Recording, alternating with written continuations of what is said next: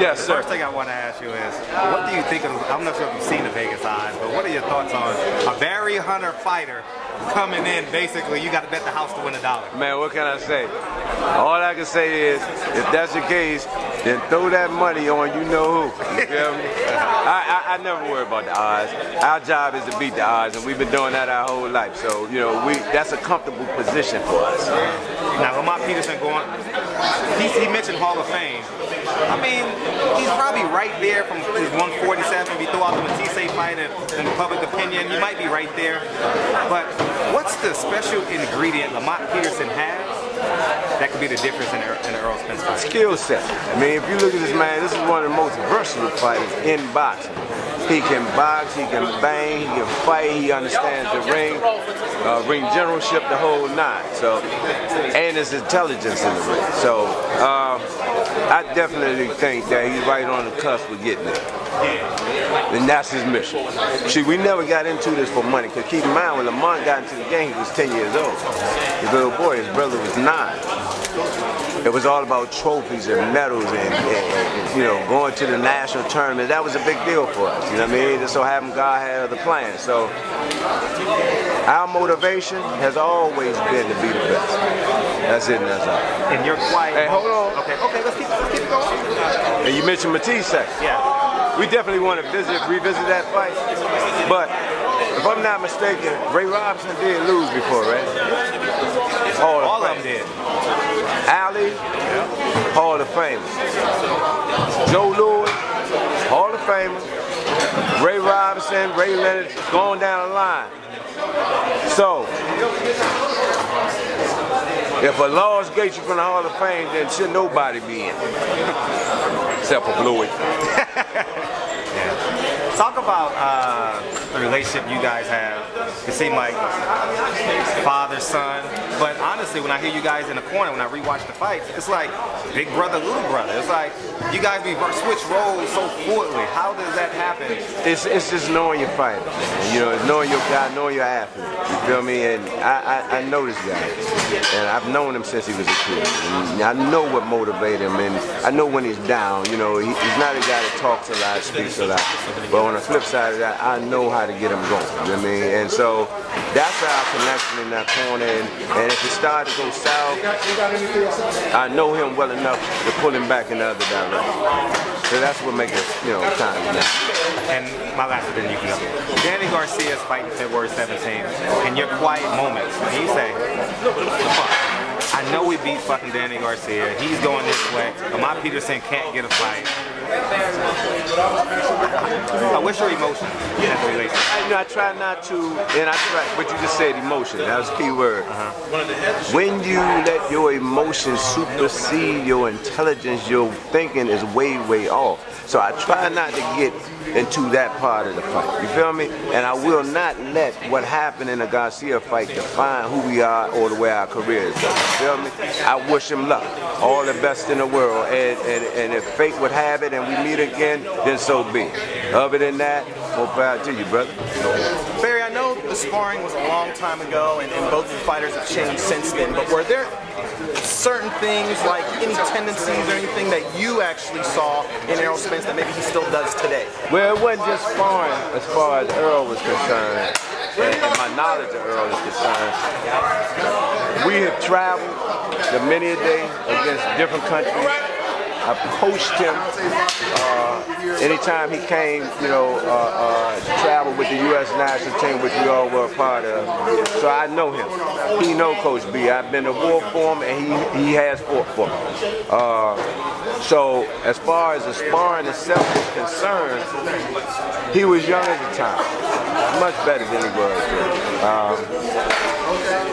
After they sparred, Lamar had, you know, several things, you know, talk to him about, you know, what he did wrong, what he did right, the whole nine. So Lamar was more, like I said, mentoring him a little when we were all in the camp together. So overall, I don't even look at that no more.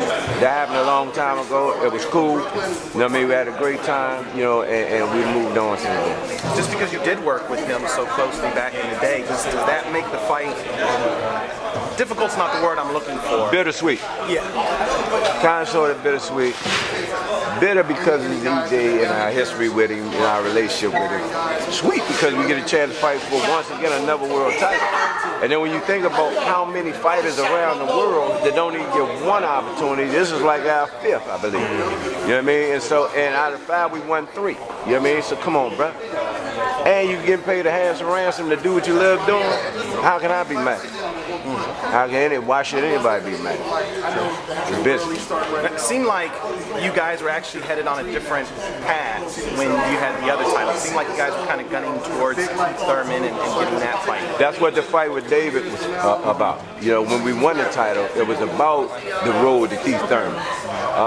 But like EJ was saying earlier on, we can't sit around and wait for people to decide who they're going to fight, who not to fight. And we had a format like the NFL where everybody had to fight everybody to force the playoff, then from the playoff to Super Bowl. That's a whole nother ball game, which one day I would love to see, you know, in our sport. Some way, somehow, whereas though, if you're the champion, and instead of having 4 or 5 different belts, consolidate them, have one massive belt, and everybody on the planet fight for that one belt, and then truly you'll know who the best fighter on the planet is.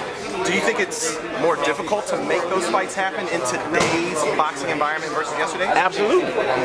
You heard everybody, every fighter that we named on the stage, and it was a lot of legendary fighters on the stage. And so if you got all these legendary fighters fighting one another, which is what made boxing great in the first place, them dudes didn't duck and hide or none of that from each other. They didn't bypass because maybe this guy is with this person and this one is with that one. They all fought each other. The crowd wanted to see that. I don't want to see an A-side fighter fighting a dude that you know damn near shouldn't even be in an amateur fight, let alone a professional world title fight. You feel me? Get the best, put the best in there with the best, and let them go at it.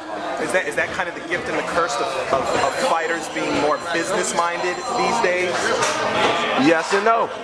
You know, yes, because, you know, they know that in our sport, if you take a loss, you could take 10 steps back. You feel where I'm coming from? No, on the flip side, because ultimately it's a fan that's going to end up paying your salary because they buying tickets and buying these cable TV networks for your fight and all that. If they stop supporting you, then ain't nobody going to get paid. You know what I mean? And I'm a fan first, bro, of this game. And I don't want to see that garbage. I want to see some real fighting, man. You know what I mean? And some real skill displayed on them TVs and, you know, at the venues. If not, I don't even want to be a part of it anymore. Last question from me. In a perfect world, how does Saturday night end for you guys? I don't care how we get the victory. Just the victory. You feel me? And I'm satisfied with that. And after that one, whichever one of them top guys it is, I don't care what the name is, what you've done, or none of that. Put them in, let's test it out. Thank you, Bear. I appreciate it. What's the best fight you've ever seen?